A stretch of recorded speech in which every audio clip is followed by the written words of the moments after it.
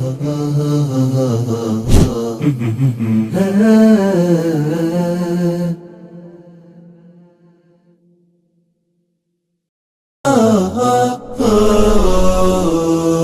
زلت في دفاتري قصيدة، وفي ظلال أعيني كشمعة جديدة، وفي ظلال أعيني كشمعة جديدة. ما زلت مثل وردة الربيع وحيدة. إريتريا يا جارة البحر ويا منارة الجنوب، إريتريا يا درة البحر ويا منارة الجنوب. بسم الله الرحمن الرحيم. الحمد لله رب العالمين، والصلاة والسلام على نبينا محمد وعلى آله وصحبه أجمعين. الزواج نعمة من نعم الله تبارك وتعالى، وهي سنن من سنن المرسلين، والله سبحانه وتعالى حث عليها، وحث عليها النبي صلى الله عليه وآله وسلم، وتزوج صلى الله عليه وآله وسلم بعدة نسوة، وتزوج الصحابة رضوان الله عليهم وأنجبوا. والله تبارك وتعالى قال في كتابه العزيز ممتنا لعباده: والله جعل لكم من أنفسكم أزواجا وجعل لكم من أزواجكم بنين وحفدة ورزقكم من الطيبات. موضوع الزواج الجماعي هو حلقتنا اليوم، لنناقش فيه مدى أهمية هذا الموضوع من زاوية قلة الحفلات الأعراس وقلة إقبال الشباب والشابات على الزواج، ومن زاوية تسهيل المهور وتقليلها لتحصل الخير والبركة ويحصل النفع، وكذلك من جهة أيضا محاربة العنوسة ومحاولة التقليل منها قدر المستطاع، وكذلك إحقاق مسألة إعفاف الشباب والشابات. في هذه الحلقة نستضيف فضيلة الشيخ حسن سلمان، الداعية المعروف والباحث في القرن الأفريقي. مشاهدي الأكارم، نسأل الله تعالى أن تقضوا معنا وقتا ممتعا. هذه القضية ليست سهلة.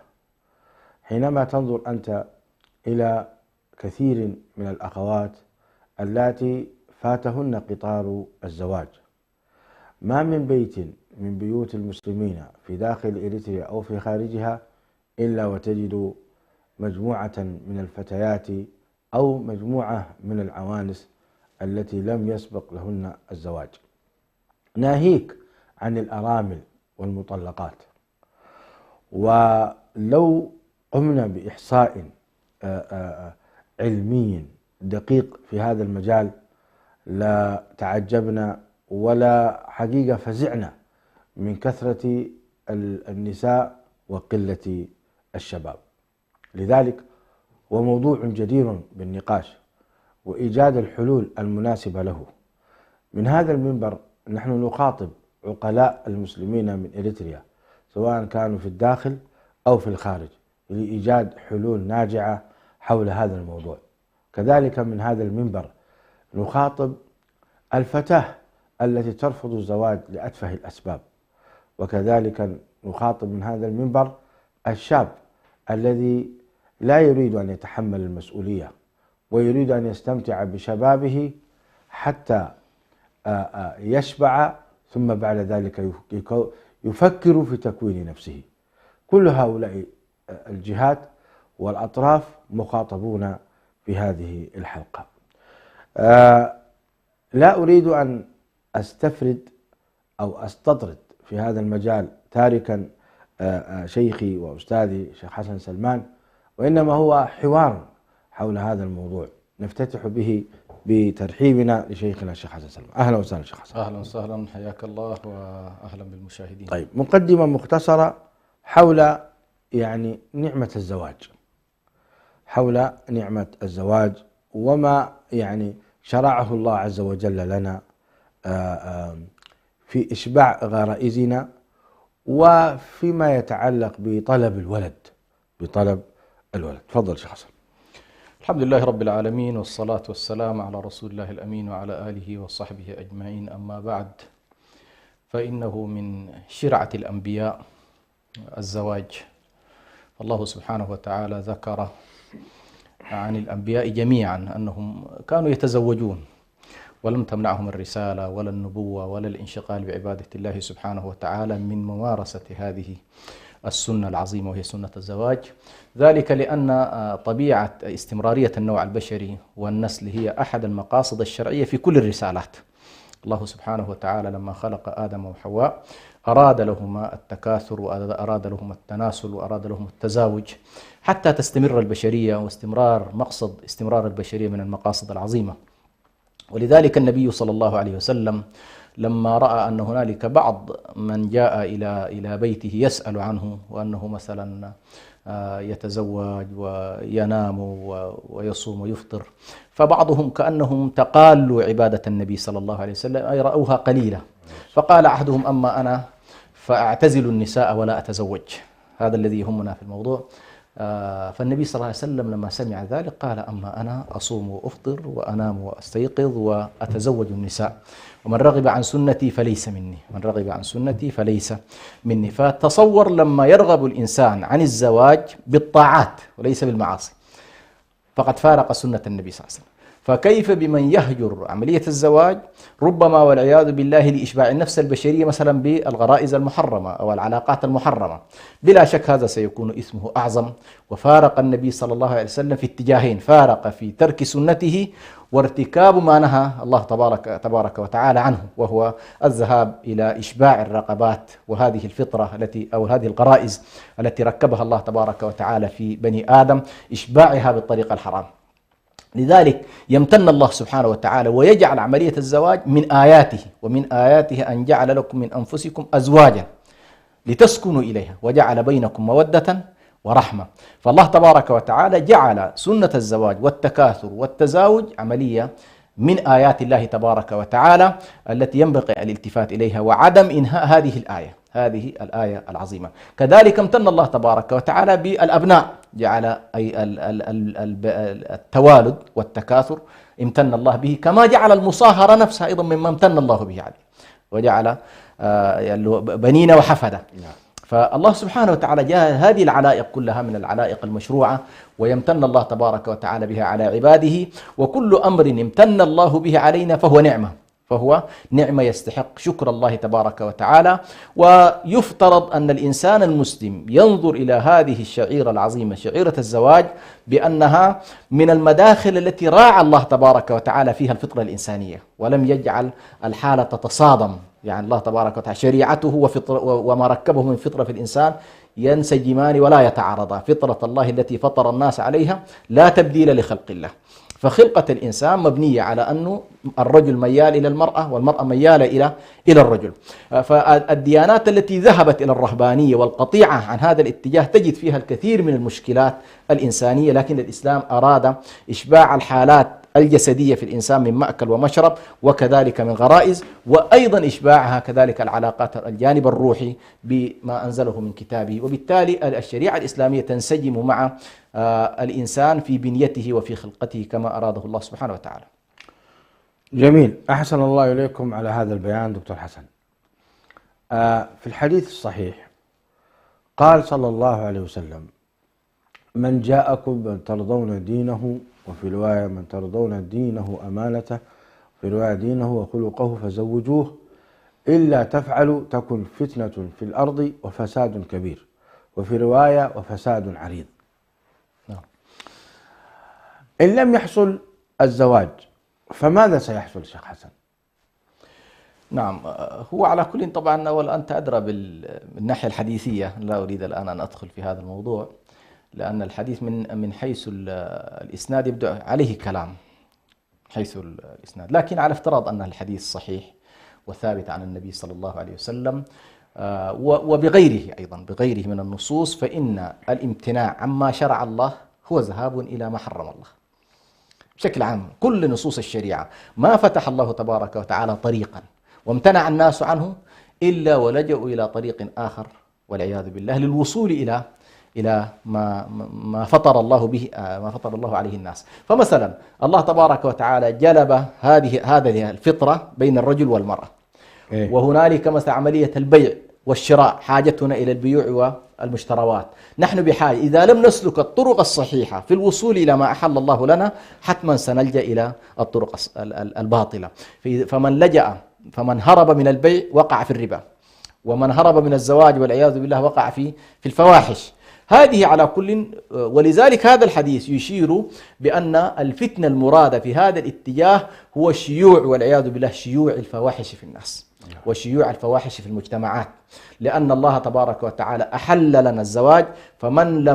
فإذا سددنا منافذه وصعبنا هذا الموضوع وذهبنا في اتجاهات ربما تصعب هذا الموضوع، فإن الناس والعياذ بالله تكثر فيهم العنوسة ويكثر فيهم الفواحش وتكثر فيهم العلاقات المحرمة، والله تبارك وتعالى كل ذلك أراد أن لا يكون. والله عز وجل يقول: واتقوا فتنة لا تصيبن الذين ظلموا منكم خاصة. فنحن بحاجة حقيقة إلى تيسير سبل الوصول إلى الطريق المشروع وترك الطرق الأخرى التي فليحذر الذين يخالفون عن أمره أن تصيبهم فتنة. فأمر الله تبارك وتعالى بالزواج وأمر بالعلاقات الشرعية، فمن ترك ذلك وقع بطبيعة الحال في الفتنة التي حذر الله تبارك وتعالى منها. الحديث حسنه الألباني شيخ حسن. نعم، هو ثابت. تحسين الألباني طبعا أنت تعرف في موضوع التصحيح والتضعيف، على كل إذا الألباني يقال ضعف الحديث لكن إذا حسن الحديث غالبا لا يعدم أن يكون هنالك من قال به، خصوصا الحديث في ظاهره فيه نوع من التعارض من حرية الاختيار سواء للفتاة أو لأسرتها فيما يتعلق به. هذه الجزئية هي يبدو لي التي استصعبها بعض العلماء. على كل حال نعم، لكن تحسين الألباني في النهاية أحب إلينا من تضعيف بقية العلماء، لأنه هو إمام في هذا الباب. نعم، وحكمه في الجامعات مقبول فورا. نعم. من أسند الحكم للشيخ الألباني وقد أسند. على كل حال أنا كنت أريد أن أصل من مسألة الزواج ليست مسألة سهلة، لأن في مقابلها انتشار الرذيلة. نعم، صحيح. والله عز وجل يقول: لا تقربوا الزنا إنه كان فاحشة وساء سبيلا. وبالتالي لا بد لنا إذن أن نزوج بناتنا وأن نزوج أبناءنا وأن نحصن فروجهم. نعم، هذا هو المقصد الشرعي. صح. كذلك حتى لو لم تكن فتنة، بقاء المرأة. الأيام منكم والصالحين من عبادكم، واضح أنه الناس تساعد على الزواج وتساعد وتيسر سبله. نصوص كثيرة جدا حقيقة في أنه جميل. أي نعم، جميل. أدرك هذا آباؤنا وقللوا بعض جوانب المهور. مثلا في داخل إريتريا مهر المرأة لا يتجاوز حقيقة 100 ريال أو 200 ريال المهر. والذهب والكسوة راجع إلى إمكانيات الزوج. فيقدم ما تيسر له من الكسوة والذهب، ويقيم الزواج حسب قدرته. هناك من العوائل من يقول: أعطيناك ابنتنا فلبسها ما تشاء. هناك من العوائل من يطالبون، لكن الشماغلة الذين هم كبار الشخصيات حثوا الناس على تسيير الأمور وهذا حقيقة من تجاوز هذه مثلا العادات والتقاليد التي اتفقوا عليها فإنهم لا يحضرون زواجه ولا حقيقة يحثون الناس إلى هذا نوع من أنواع التيسير. التيسير. لو خرجنا من إريتريا ذهبنا مثلا إلى بلاد الخليج، نجد أن الشعب الإريتري يتأقلم بما يحصل من الخليج. فقام أيضا هناك شماغلة ورجال العقل والتوجيه من آبائنا، بعضهم مات بعضهم بقي، حددوا المهر ب1000 ريال والذهب ب60 جرام، خصوصا بعد ما ارتفع قيمة الذهب. فأصبح مثلا قديما كان الذهب يكفيك فيه 10,000 ريال، من 5 إلى 10,000. الآن 20,000 ما يكفيك، صحيح. فوجهوا إلى أن يكون 60 جراما كافي، واللبس بحسب ما تستطيعه أنت. معظم الشعب الإريتري يعمل بهذا، ولكن بعضهم حقيقة يخرج عن هذا المسار فيعطي زوجته مهر السعوديات، نعم. يعني يمنحها مثلا 25,000 ريال أو 30,000 ريال وهي عليها كل شيء. نعم. إذا عملنا حسبة نجد أنه متقارب، نعم. ولكن هذا فيه مشقة، بالإضافة إلى أنهم يقومون ببعض القصور وكذا. توجيهكم حول هذا، لأن نريد أن ندخل من هذا الباب إلى الزواج الجماعي. لماذا صار الزواج الجماعي؟ نعم. هنا هو على كل كما تفضلت، يعني التاريخ الإسلامي كله هو تاريخ تيسير الزواج بشكل عام، بدءا من عهد الصحابة رضوان الله عنهم. لم تكن الأمور صعبة ولا معقدة، ولا يرون فيها بهذه الصعوبة التي أحيانا نقيم عليها الدنيا ولا نعقدها. تسمع أن فلانة تزوجت، وأحيانا يتزوج الشخص ولا يسمع به النبي صلى الله عليه وسلم. يعني الأمور كانت عادية جدا، ويتزوج بأشياء بسيطة، ويتزوج أحيانا تأتي المرأة تعرض نفسها للنبي صلى الله عليه وسلم، وأمام يعني لم يكن الأمر معقدا، صح، ولم يكن بهذه الصعوبة التي سلام. نحن نستصعبها الآن. يا سلام. ولم تكن المرأة سبحانه، ولم حتى آباء البنات لم يكونوا يعني لاحظ عمر بن الخطاب رضي الله عنه يعرض بنته على أبو بكر، وأبو بكر يسمع أن النبي صلى الله عليه وسلم يرغب في حفص فيتحفظ، ويأخذ عمر في نفسه أنه أبو بكر لم يرد عليه. ثم يبدأ بعد ذلك أبو بكر بعد فترة يخبر عمر بأنه أنا كنت أعرف أن النبي يرغب في حفص. هذا السلوك، لاحظ من هو عمر. يا سلام. من منا الآن يقول والله لشاب من المؤمنين أو شيخ أو أخ فاضل أو شخصية ملتزمة، شخص متدين، الأب يبحث الشخص عن ديانة لبنته حتى ييسر له.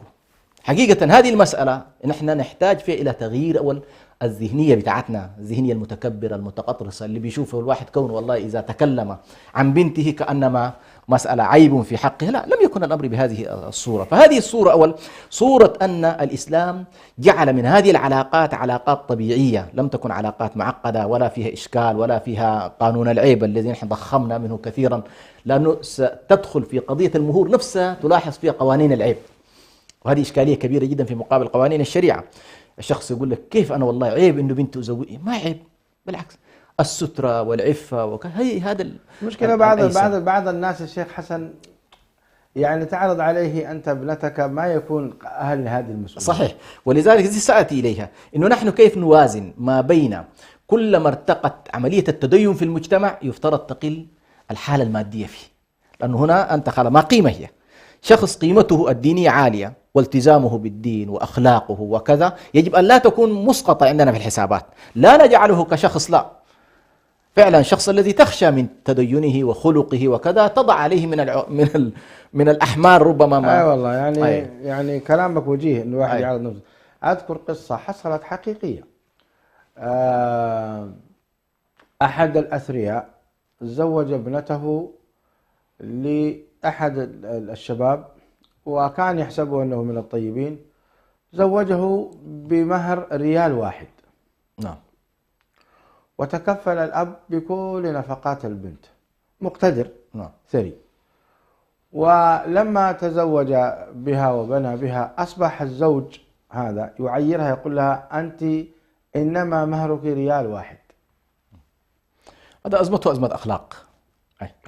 أيوة فاشتكت لأبيها. نعم. قالت يا أبي أنت زوجتني لهذا الرجل وأصبح يعيرني بأن مهري ريال واحد. نعم. قال هكذا؟ إيه. قال أبشري، تعالي إلى بيتك وأنا سأجمع أقاربه وأهله وكذا. فجمع أقاربه يعني من أب وإخوة وأعمام أيضا مجموعة من وطرح هذا الموضوع. قال أنا زوجت ابنتي بريال واحد من أجل أن أسهل المهور، ولأني أنا اشتريت ابنكم هذا رجال. نعم. ولكن مع الأسف ليس برجال. نعم. فقالوا كيف؟ قال كذا وكذا يعيرها. فكل أقارب الزوج لاموه. نعم. قالوا عيب هذا التصرف. نعم. صح. فأرادوا أن يصلحوا بينهم. قال والله ابنتي ما تقوم من هذا إلا تدفع 3 ملايين ريال تأديبا لهذا الولد. نعم. يهديك يرضيك أبدا. رفض تماما حتى دفعوا مهرها 3 ملايين. لا حول ولا قوة. نعم. هو لا يريد هذه 3 ملايين، لكن يريد أن يؤدب هذا الزوج. صحيح. توجيهكم لهؤلاء الشباب، يعني كيف الآن الأب سيذهب إلى الزوج هذا ويقول له تعال ابنتي، خذ ابنتي، وإذا كانوا بهذه الأخلاق السيئة؟ هو كما تفضلت يعني سبحان الله، مقتضى الرجولة، مقتضى الدين، مقتضى الكرامة الإنسانية، مقتضى الوفاء، يقتضي بأن هذا الشخص يعني بالعكس يفترض أن يجعلها كما يقال على رأسه لا تحت قدميه. أن هذه المرأة هو نظر إلى دينه وإلى خلقه وإلى مستقبله وإلى كذا، ولم يكن أصلا ما كان له أن يهين بنته، بالعكس. يعني أنا أعرف رجال وقفوا مع الناس دفعوا كل شيء خفية، إن يريد أن يساعد يريد أن يساعد بنته، يريد أن يساعد. فهذا الشخص الذي والعياذ بالله فعلا يتصرف بهذا التصرف كما تفضلت، يعني خالف منطق الدين والأخلاق والرجولة والمروءة، وبالتالي الأزمة تعود للأسف الشديد فعلا هذا الجيل الذي ينظر إلى القضايا القيمية عنده تكون بسيطة والقضايا المادية عنده مرتفعة. وهذا صعب جدا أن تتعامل معه بمنطق الأخلاق والقيم، ولا بد فعلا أن تلجأ معه إلى المنطق المادي، لأنه هو هذا فهمه. وبالتالي كما تفضلت نحتاج أننا والله نزن الأمور بموازينها. فهنالك من يقدر العرف، وهنالك من يقدر الدين، هنالك من يقدر الوفاء ويعتبر أنه والله هذا الرجل أحسن إلي، فمن الوفاء ألا أهين بنته وألا أجرحها بكلمة تؤذيها. الأمر الأسوأ من ذلك والعياذ بالله أن هذا مثلا يكون أنجب منها. هذه طبعا أعتبرها من أسوأ الأخلاق. فأنت عندما تقول لها مهرك كذا أنت تسيء لأبنائك أيضا، لا تسيء إليها فقط. طبعا هذه واحدة من الإشكالات الكبيرة لأبنائها لعشيرتها وإخوانها صحيح. وأخواتها. فهذه حقيقة نحتاج إلى أن الشباب يجب أن يعيدوا النظر في طريقة التفكير وطريقة التربية التي هم حقيقة الآن المادية الطاغية جعلتهم يفكرون بهذا الشيء، إنه والله أعطاني لها، ما أعطاك لها بريال، بالعكس هو أعطاك لها بالحياة كلها. أي والله. هذه قيمتها عنده، إن والله أنت يبني معك مستقبل ويكون شريكا، ولا يعيقك في أن تكون والله تبني بيتا، فأن تكون مكافأته. الله عز وجل يقول هل جزاء الإحسان إلا الإحسان. فكان المنطق الصحيح أنك والله بالعكس تكون لها خادما ولا تكون لها عليها سيد، هذا المنطق الصحيح. فهؤلاء نقول لهم عودوا إلى الله سبحانه وتعالى، عودوا إلى الأخلاق الحميدة، عودوا إلى الرجولة قبل، إذا ما قادرين تقبوا على مستوى الدين فكونوا رجالا، فكونوا رجالا وكونوا على قدر المسؤولية في هذا الجانب يعني. وإلا ليس هنالك من يرمي بنته بطبيعة الحال. وكثير من الناس ربما أحيانا حتى الماديين في الطرف الآخر يعيق زواج بنته حتى يجد مثلا أنه يكون راتبها تتنازل له عن راتبها مثلا. فإذا كان والله أنت وجدت شخص ما شاء الله يتجاوز لك كل هذه القضايا المادية ويعطيك ابنته. وهنالك أيضا لا ننسى في مذاهب تذهب إلى أن من حق الأب أن يشترط لنفسه، لاحظ مذهب الحنابلة مثلا يشترط لنفسه مالا عجبا، أي يشترط له، قل لا بد إنك والله تعطيني 100,000 ريال وبعد ذاك أدفع لها مهرها، وصححوه.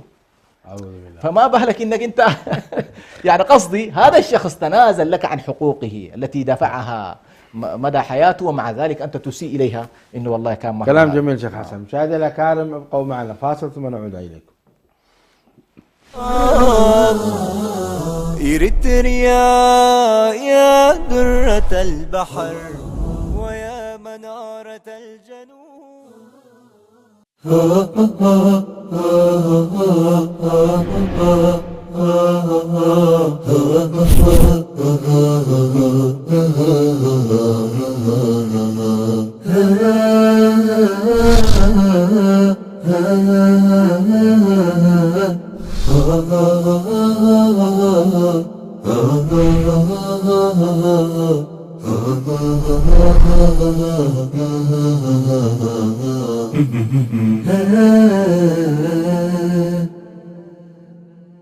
أبدأ بسم الله والرحمن وبالرحيم دائم الإحسان. فالحمد لله القديم الأول والآخر الباقي بلا تحول. أكرم بقوم أكرموا القرآن وهبوا له الأرواح والأبدان. وكما قال الشاعر: الحي حي من حياة لسانه، فإذا أبيد من اللسان أبيد.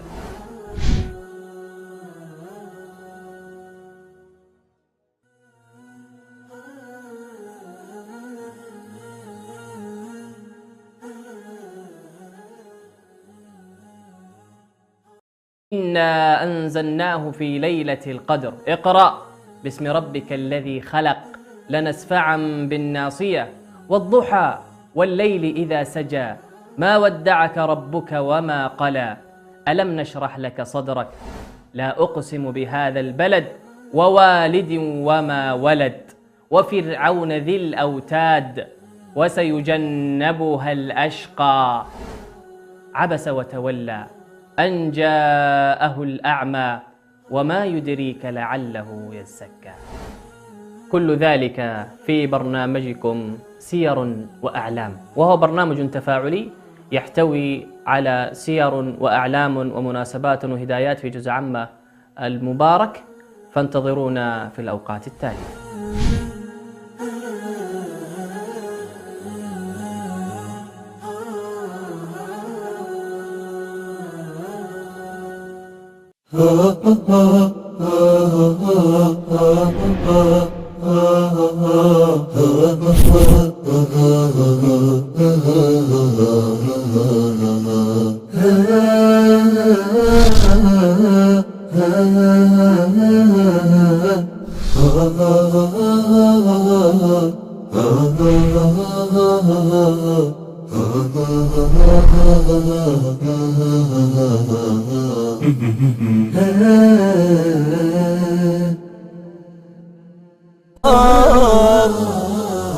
إريتريا يا درة البحر ويا منارة الجنوب.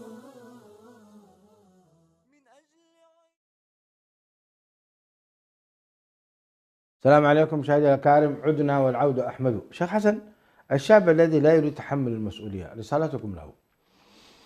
طبعا موضوع الزواج ابتداء يقوم على المسؤولية، على فكرة المسؤولية، بل أبعد من ذلك، حياتنا كلها تقوم على فكرة المسؤولية. نحن مسؤولين عن حياتنا، مسؤولين عن كيف نغتنم هذه الحياة بدءا من لحظة الميلاد إلى لحظة. لماذا؟ لأن الله سبحانه وتعالى سيسألنا ويحاسبنا على كل مسيرتنا الحياتية، وبالتالي سيأتي الزواج في واحدة من محطات هذه الحياة، وربما تكون من أهم المحطات، خصوصا لمن دخل إلى مشروع الزواج في سن مبكر، دخل في 20 مثلا إلى 70، هذه 50 سنة أنت في مرحلة إيه؟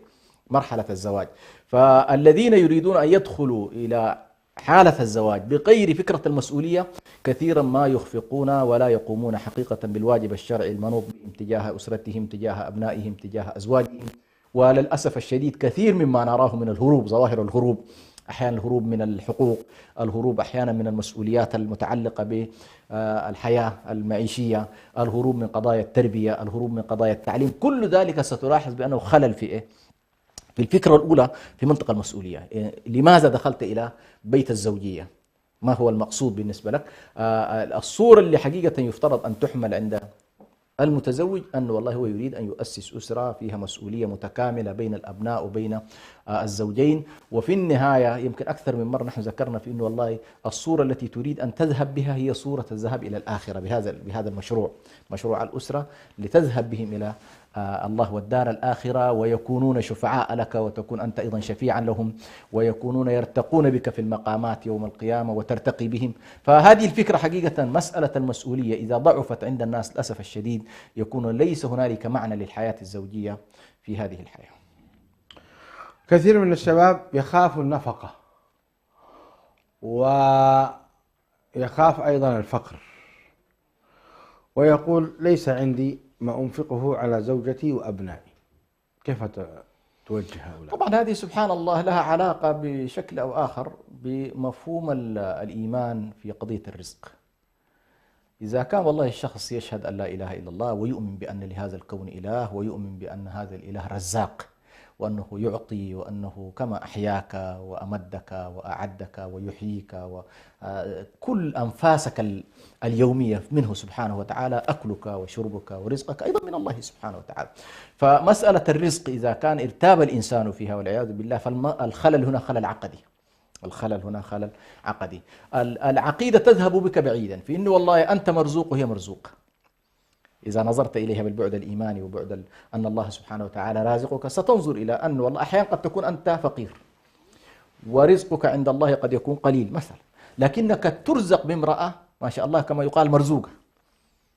فتأتي إليك سبحان الله بركة عليك، فتنعكس هذه المسألة بركة عليك، وبالتالي أن ننظر إلى المرأة بأنها آكلة وليست مرزوقة هذه مشكلة. انظر إليها بأنها مرزوقة وأنها ستدخل إليك برزقها ولن تشاركك في رزقك. هذه الصورة لا بد أن تكون حاضرة إيمانيا، حاضرة إيمانيا. سبحان الله كثير من الناس عن طريق التجربة اكتشف هذه المسألة، بل منا من يقسم محطات حياته سبحان بما رزقه من أولاد. يقول لك سبحان الله في الولد الأول رزقت كذا، في الولد الثاني رزقت كذا، في الولد الثالث اشتريت البيت، في الولد الرابع اشتريت، في الولد الخامس يقول أسست شركة. فسادج سبحان الله هذه المسألة لها علاقة فعلا في مسألة الأرزاق، وأنك لا تنظر إلى أولادك وزوجتك باعتبارهم أصحاب أكل فقط. ولذلك تلك المرأة سبحان الله التي توفي زوجها فجاءها الناس يبكون ومن سيصرف عليك وكذا، قالت علمت زوجي أكالا ولم أعلمه رزاقا، فإذا مات الأكال بقي إيه؟ بقي الرزاق. فنحن هذه الصورة لا بد أولا إن شاء الله هذه واحد. النقطة الثانية أيضا من خلال التجربة ثبت أن من يدخل إلى الزواج بمنطق المسؤولية تجد الشخص في حياته العزوبية مبذر وغير مبالي بالعمل، ولا يحرص على التزام العمل والضوابط وكذا. أول ما يتزوج يعرف أن عليه مصروف، ويعرف عليه بيت، ويعرف عليه تعليم، ويعرف كذا، فستجده سبحان الله منضبطا في حياته وحريصا على إيه؟ على بذل الأسباب التي تجعله أيضا مسؤولا.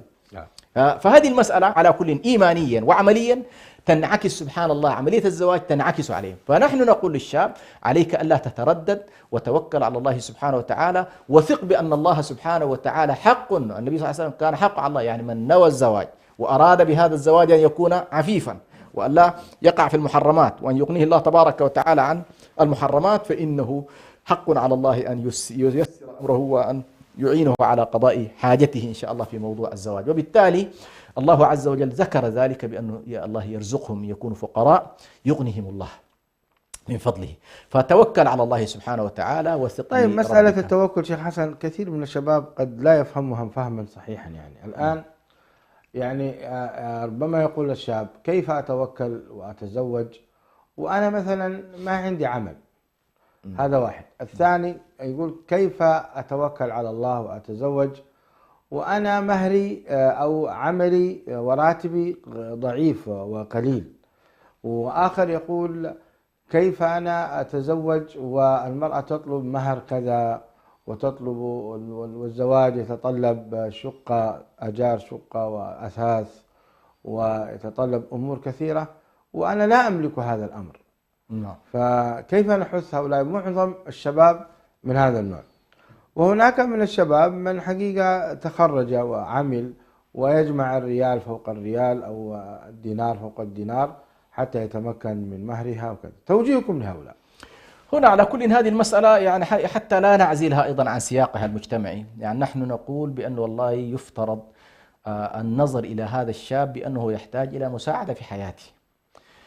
ولاحظ النبي صلى الله عليه وسلم يعني يحكي لي واحد من الدكاترة يقول طلب مني في واحدة من المحاضرات أن أتكلم عن العلمنة في ديار المسلمين، فيقول كانت المحاضرة للطالبات، طالبات وإسلاميات هؤلاء الطالبات، فقال تكلمت عن قلت لهم قال من منكم تقبل الزواج في غرفة واحدة؟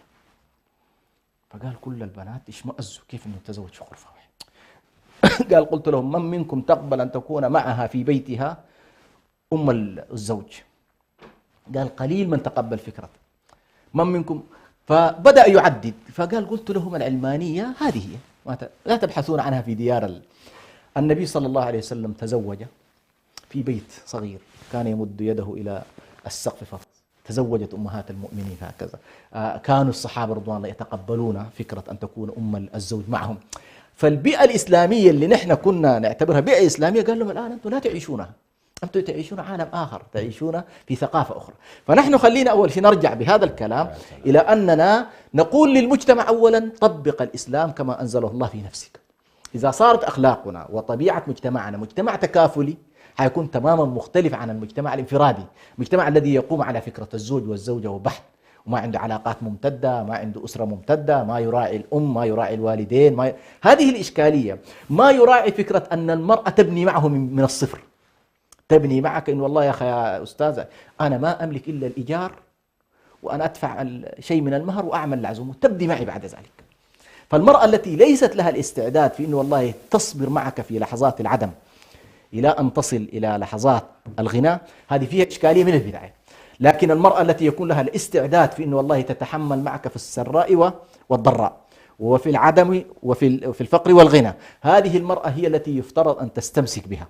ثم أيضا المجتمع يجب أن ييسر لهذا الشاب ما يكون والله يمتص منه كل شيء في لحظة الزواج يرميه بعد ذلك ما بعد الزواج. يعني مثلا نحن في مجتمعنا الأريتري قديما كان في شيء اسمه المطلو. المطلو هو ما تصطحبه المرأة من أهلها، وكان في ما يأتي من الزوج وأصحابه. سبحان الله، يوم الزواج يتحول هذا الشخص المعدم اللي ما كان عنده شيء يتحول عنده ثروة من المال، من أبقار وإبل وأغنام ما شاء الله، جاءت من الأصحاب، جاءت من الأهل، جاءت من الأقارب. فمال المرأة ومال الرجل يكون نواة التأسيس الأولى. انظر كيف كان المجتمع في السابق مجتمع متكافل، لكن لما تحول هذا المجتمع إلى مجتمع مادي انفرادي ذاتي، تحولت القيم كلها إنه صار الواحد سبحانه يرمى به في هذه الحياة المتلاطمة الأمواج، فينظر إلى إنه والله ليس له من مقيث، لا مجتمع يعين ولا مجتمع متعاون ولا مجتمع متكافل ولا مجتمع متراحم. وبالتالي كما تفضلت ينعكس كل ذلك في الشاب، يقول أنا وحدي.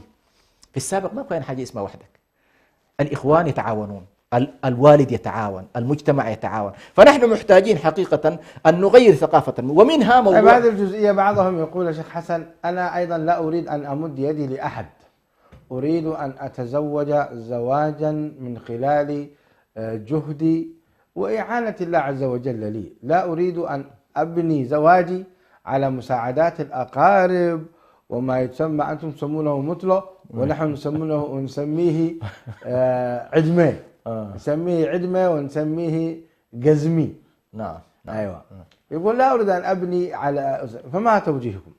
والله ولا أنا أقول جيد العفة والاستغناء عن الناس وكذا، لكن أنا هنا أتكلم عن واجب مجتمع ليس واجب لازم. مجتمع. تمام. واجب صحيح أن الإسلام سبحان الله كيف يوازن، يجعلك يعني ما تنزل نفسك ومقامك وتذل نفسك، ولكن أيضا لا يترك المجتمع ليتركك وحيدا. نعم. فالمجتمع يتحرك نحوك، لكن ما يلزم أنت والله تزيل نفسك المجتمع أو لا.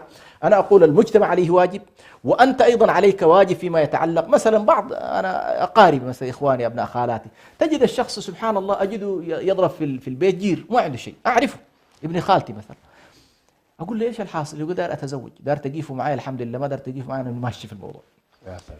فيجعلنا جميعا خلاص في الأمر الواقع، ونحرص على أنه نقف معه، لا يمكن أن نتركه فهذه المسألة هي من القضايا اللي أنا أقصدها، يعني ما تكون مبتذل عند الناس. على كل حال المجتمع شيخ حسن بدون قطع حديثك، أيوه. هو مجتمع صراحة متعاون. نعم. يعني المجتمعات لا زالت تتعاون في موضوع الزواج. نعم. ولا يزال الناس يهدون بعضهم بعضا وفيهم خير، لكن يتفاوت هذا الخير بحسب قلته وكثرته. نعم. ولا يكفي حقيقة، لا يكفي، لا يشجع الشاب بأن يتزوج. فكرة الزواج الجماعي ما هي؟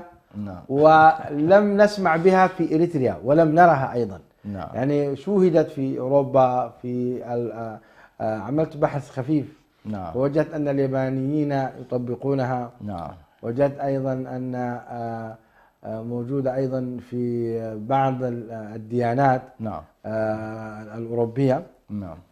ووجدتها كذلك بكثرة في دول الخليج، وفي أيضا في بلاد عموما في الدول الإسلامية. نعم. أما في إريتريا وأفريقيا لم أرها. نعم. ما توجيه ذلك حسن؟ وما هو تعريف الزواج الجماعي؟ وهل فيه إعانة لشبابنا وشاباتنا؟ نعم. أول مصطلح التعريف الجماعي حتى لا نذهب به إلى تعريف الزواج الجماعي الجاهلي الذي كان يعرف بزواج الرهط، ولا بالتعريف الجاهلي المعاصر المعروف في بعض البلاد الغربية كأوروبا والولايات المتحدة، اللي هو فيه عملية الإشاعة، أن مجموعة من البشر يشتركون فيما بينهم في مجموعة من النساء، هذا يعرف عندهم بالزواج. ليس هذا، لا المقصود هذا ولا زواج الرهط الذي ذكرته عائشة رضي الله عنها، أن يجتمع مجموعة من الرجال في امرأة واحدة ثم تقول هذا ابنك يا فلان. هذا ليس المقصود. المقصود بالزواج الجماعي هو أن يكون هنالك زواج مكتمل الأركان من إيجاب وقبول وشهود وعقد صحيح ومهر مدفوع، يعني بين الزوج وزوجة، بين الزوج والزوجة. نعم. ولكنه يتم في صورة جماعية، لا يتم في صورة فردية. ليش يتم في صورة جماعية؟ لأنهم لاحظوا بأن الزواج في صورته الفردية اشتراطاته كثيرة وأعباؤه ثقيلة، فيأتوا هم والله يقولوا لا نحن نجمع 1000 شاب، وال1000 شاب تأخذ صورتين. الصورة الأولى صورة قبلية، بمعنى القبيلة في داخلها يكون هنالك عرف سائد فيما بين أفراد القبيلة بأننا نزوج أبناءنا بصورة جماعية، بحيث والله داخل القبيلة من فتيات وفتيان، أحيانا يكون الفتيات من خارج القبيلة والأزواج الرجال من القبيلة. فهنا تقوم القبيلة بكل الالتزامات لهؤلاء الشباب، فتكون حالة تضامنية لا يشعر فيها الشخص بأنه والله في إطار قبيلته حصل له مثلا، لأنه أحيانا بعض الأعراف تعيق هذا الموضوع. فالشاهد فيه قلة في التكاليف، يعني 1000 شخص يقومون مثلا بدعوة قليلة ومبسطة ما يقوم به الفرد الواحد تكفي 1000 شخص من الطعام والشراب والأشياء، والاحتفالية كلها مرة واحدة، الكل تقريبا في لحظة واحدة. فلوحظ بأن فكرة الزواج الجماعي فكرة ميسرة، وفي نفس الوقت تكون تدخل فيها الجمعيات الخيرية. كيف تراها شرعا؟ لا حرج فيها، لا حرج فيها، هو زواج صحيح مكتمل الأركان مكتمل الشروط، فقط هي في الصورة التي يتم بها، من صورة فردية إلى صورة جماعية. ما الذي يستفيدونه؟ يعني يقللون تكاليف القصر مثلا؟ يقللون تكاليف القصر، حتى الصورة بتاعت المهور تكون قليلة عرفا، إنه في الزواج الجماعي لا تطالب بما تطالب به في الزواج الفردي، لأنه غالبا ترعاه أحيانا مؤسسات، إنه والله كل البنات يتساوون، إنه كل امرأة كل واحدة مثلا يعطوها، قل مثلا يعطوها وقية ذهب بدل تكون وقيتين، توفرت 1000 وقية مثلا من الذهب. أيضا الطعام، الاحتفاليات، بدل أن يكون عندي 1000 احتفالية وحيكون فيها بزخ والصرف وكذا. فهذا على كل، لو بعض الدراسات فيها إحصاءات تذهلك لما تشوف أنت مثلا. صحيح. ففيها على كل توفير في الإمكانات، وفيها توفير في الجهود، وفيها أيضا انتقال من حالة الضغط الفردي الذي يخضع فيه العريس أو الشخص الرجل تجاه المطالب الأسرية إلى حالة جماعية ليس فيها أي شيء. يعني مثلا لو كان هناك موقع يسمى الزواج الجماعي الإريتري مثلا، نعم، والفتاة مثلا مهرها محدود، أثاثها محدود، وأيضا كسوتها محدودة، فتقبل بهذا وتدخل. نعم. والشاب كذلك نفس الشيء، نعم. مهره محدود ويقبل بهذا، ويستأذن مثلا يعني أهاليهم بالدخول في الزواج الجماعي. نعم. فيحصل. هل هذا ممكن نقيسه على الآية الكريمة التي تقول ذلك لمن خشي العنة منكم وأن تصبروا خير لكم؟ يعني توجيه الشاب بالزواج من الأمة، نعم، من أجل أن يحصن نفسه، نعم، حتى لا يقع في عنة الزنا بلا شك، والعياذ بالله. فإذا كان الله سبحانه وتعالى أباح ذلك في مسألة الإماء، فما بالك بالحرائر اللي الله سبحانه وتعالى جعلهن الأمر. يعني نحن للأسف الشديد ستلاحظ بأن العقبات كلها عرفية وليست شرعية. يعني العقبات بتاعت التصعيف في المهور، التصعيف في الأعراف، التصعيف في العزائم، تصعيف في مسألة القصور، الانتقال من أعرافنا البسيطة الإريترية العادية إلى انتقال أعراف مجتمعات أخرى، هذه كلها ستلاحظ لها علاقة بالسلوك البشر وليس لها علاقة بأحكام الشارع. أحكام الشارع بسيطة جدا، قبول وإيجاب وشاهدين ومهر. حتى المهر صحح الشافعية مثلا إذا كان والله المهر نفسه لم يسمى كده، بس دخلت إلى زوجني بنتك زوجتك أو زوجتك بنتي قبلت ولم يسمى المهر، صححوه قالوا على أن يكون لها مهر المثل. عند الشافعي لم يشترطوا، حتى هذا لم يجعلوه من الشروط، بل جعلوه من الأشياء اللي من الواجبات التي يمكن أن يكمل بهذا. فلاحظ كيف أن الصورة الشرعية مبسطة والصورة الواقعية عندنا معكوسة. من يتصور الآن ممكن يتم زواج من غير مهر؟ يلحقوه بعد ذاك يقول له والله لك مهر المثل. ايش مهر المثل؟ والله نشوف المرأة لا يمكن ابدا الان. يعني قضايا الجلوس من اجل زواج الشيخ حسن، نعم، قضايا كبيره، يعني يحضر شماغله من اهلها ومن اهله، نعم، ويتفقون وكم المهر وكم كذا، لا قليل لا كثير. في الحقيقه لا نظلم ايضا شعبنا. نعم، الشعب يقول اعطيها مهر مثلها، اسعدها، ونحن لن نشد عليك، نريد الستر لبنتنا، شرينا رجال. هذا ما نسمعه في غالب الأسر. لكن من هذا المنبر أحيي المشروع الخيري للزواج يعني الجماعي نعم. أو للزواج عموما في جدة الذي يرأسه الشيخ فريح العقلة، نعم. وكان مديره أيضا لبعض السنوات أستاذنا الكبير الأستاذ عثمان رمضان، تحية عاطلة أيضا من هذه الشاشة لأستاذنا الكبير. الحقيقة شيخ حسن هذا المشروع مشروع عظيم، نعم. وأبعاده حقيقة كبيرة جدا، وتستفاد منه كثير بل آلاف من الشباب نعم. والشابات. نعم. أتمنى أن يكون للشعب الإريتري مثله، نعم. بل أتمنى أن تكون هناك جمعية متخصصة يعني تهتم بتزويج الشباب بالشابات، لأن حقيقة فعلا نحن نعاني من هذا والله. البيوت أسرار يا شيخ حسن، صح. لولا أن الله عز وجل ستر البيوت بالبيوت نعم. لكشفت أمور كثيرة جدا. صحيح. فتوجيهكم الكريم لشعبنا في افتتاح مثل هذه الأمور. هو على كل أنا من خلال على كل بعض التتبع، وليس تتبع استقرائي كلي، ولكن من خلال أقول الداخل قد يختلف عن الخارج، وضعنا في الداخل يختلف عن الخارج. يعني مشكلات الداخل في قضايا الزواج ربما هنالك الآن مساحات كبيرة تعاني الناس من تزويج الفتيات الزواج المبكر لأسباب سياسية أكثر من يعني تجد كثير بنات يدخلوهن في الزواج بأي طريقة، وفيه إشكالات للأسف الشديد. هذا النوع من الزيجات فيه إشكالات، يعقدوا لها على ابن عمها على ابن عمتها، المهم حتى لا تصل إلى ساوى. هذه طبعا أوجدت مساحات من الزيجات المبكرة، لكن أيضا لها أضرار، لها إشكالات على تعليم البنت، على اختيارها، على في أشياء على كل في حتى الزواج الصوري يا شيخ حسن، الزواج الصوري عليك أنه هذه إشكالات كلها طبعا تعود إلى بنية الوضع هناك. وبالتالي أنا في تقدير لو حصل نوع من الانفراج والانفتاح إن شاء الله، أو خلينا نكون مبادرين أن يكون هنالك مثلا فكرة الزواج الجماعي في إطار المجموعات أيا كان، إقليم، مدينة، أبناء منطقة واحدة، يقومون مثلا بإحياء هذه الصورة. أيضا في الخارج لو افتتحنا مثلا نقول كان هنالك مشروع للزواج الجماعي على مستوى الجاليات الإريترية، على مستوى، ونشأ موقع لهذا. أنا أعرف كثير من الأسر الإريترية تعاني معاناة كبيرة جدا في الوصول إلى الزوج. تأتي المسألة الأسر تحمل بناتها تنزل القاهرة، يذهبون إلى السودان، يجدوا ما يجدوا. هذا كله يمكن أن يوفر من خلال إيه؟ من خلال موقع حقيقة يشرف على هذه الحالة. فكل الأسر تدخل على الموقع، ما يلزم إذا رأينا الفتيات يستحين عادي جدا يتم التواصل بين الآباء، الأب عادي جدا يتواصل مع الموقع، عندي بنات عندي كذا، فيتم سبحان الله استكمال الصورة. فنعرف إنه والله عندنا 1000 شاب 1000 شابة. وأعرف كثير من الشباب أيضا في أوروبا يعانون من والله هو يريد مثلا فتاة ذات خلق وذات دين وكذا ويرتبط بها.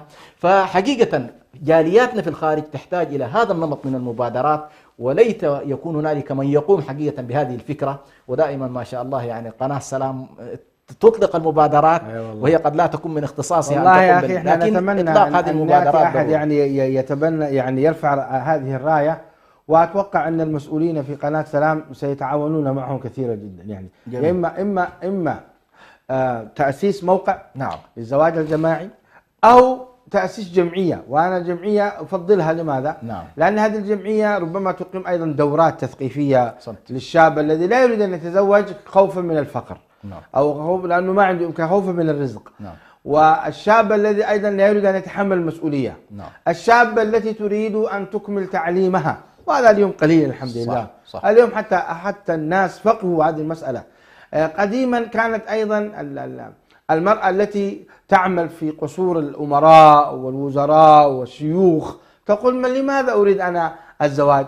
عندي الخير الكثير. فلما عجزت وأصبحت مسنة ولم تجد حولها لا زوج ولا أبناء، أدركت أنها كانت في خطأ. صحيح عندها أموال لكن ما عندها من يرعاها في ذلك السن. هذه أيضا باتت خلاص انتهت. نعم. الآن هناك إقبال كبير من الفتيات على الزواج. نعم. ولكن الشباب عازفون عن الزواج لعدم إمكانية المادة. فهناك حقيقة الحاجة ماسة إلى توجيه الشباب في الإقبال على الزواج، وتوجيه أيضا الفتيات في إقبال في تيسير المهور والرضا كما ذكرت. أي أنا مثلا أعطيك يا شيخنا نموذج. أنا كان عندي تجربة خاصة، وهو مثلا أنا بعض بناتي الذين يريدوا أن يكملوا الجامعة ويواصلوا، وحصل خطوبات لهن مثلا في مراحل أو أحيانا زيجة تحصل في مراحل الجامعة، شرطي للزوج أن كل تكاليف التعليم أدفعها أنا. يا سلام. لا إذا كانت تريد أن تعلم، هي تريد تصير أن تتعلم هو يقبل بهذا الشرط، لا أحمله تكاليف التعليم. يا سلام. هذا شرطي يعني، واشترطه بحيث في نهاية المطاف إنه عملية التعليم، وأنا أراعي فيها جانب اجتماعي للعلم يعني، إنه حتى لا يقال بكرة درستك، أنا بالنسبة لي أدفع عملية إلى الجامعة، هذا كله حتى لا تكون هنالك إعباء على الزوج. فهذه أنا أقول تدخل أيضا في نوع من التسهيل حتى لا نعيق عملية التعليم عند المرأة بسبب الزواج. هنالك أيضا نماذج كما تفضل، أحيانا تكون في امرأة قادرة، في بنت قادرة تجدها تعمل طبيبة، تعمل مهندسة، لكن ما لاقي الرجل الذي إيه. فنحن أيضا خلينا نقول والله بعض الشباب اللي ما عندهم القدرة الكافية مثل هذه قد تعينه أيضا. فالموقع يساعد حقيقة، إيجاد موقع زواج يساعد هذا النوع من الارتباطات، فأنت تستطيع أن تربط وتشبك بين هذه المجموعات بكل أشكالها وألوانها، وممكن يكون في نظام لائحي يربط هذه القضايا كلها ببعضها. جزاك الله خير يا شيخ حسن. مشاهدي الأكارم، انتهت حلقة هذا اليوم. الموضوع كبير جدا وأنتم يعني تعلمون أهميته. ما من أحد إلا وعنده إما بنت أو أخت أو خالة أو عمة تنتظر الزواج. لذلك هذه قضية كبيرة جدا، سواء كان في داخل إريتريا أو في خارجها. إعفاف الشباب والشابات مقصد شرعي عظيم، وهو بناء أسرة مسلمة. إذا بنيت الأسرة المسلمة على أساس تقوى من الله وعلى أساس مخافة الله عز وجل، بنينا حقيقة مجتمعا قويا، وأصبحنا فعلا يعني أهل لأن نكون خلفاء الله عز وجل في أرضه سبحانه وتعالى. وإن أهملنا هذا الجانب وكأنه لا يعنينا، وتركنا الفتيات والنساء يعملن في كثير من المجالات ولا نهتم بالزواج، حصل خير، ما حصل تبقى الفتيات يكثرن في البيوت، هذه مصيبة كبيرة. لذلك إيجاد حل جذري لهذا الموضوع مهم جدا جدا، ويتحمل كل شخص لديه مسؤولية وجاهة ومسؤولية مالية يتحمل هذا الموضوع. فمن هذا المنبر ندعوكم لإقامة جمعية خيرية تختص بتزويج الشباب الإريتري المسلم. إلى اللقاء، السلام عليكم ورحمة الله وبركاته. إريتريا يا جارة البحر ويا منارة الجنوب، إريتريا يا درة البحر ويا منارة الجنوب.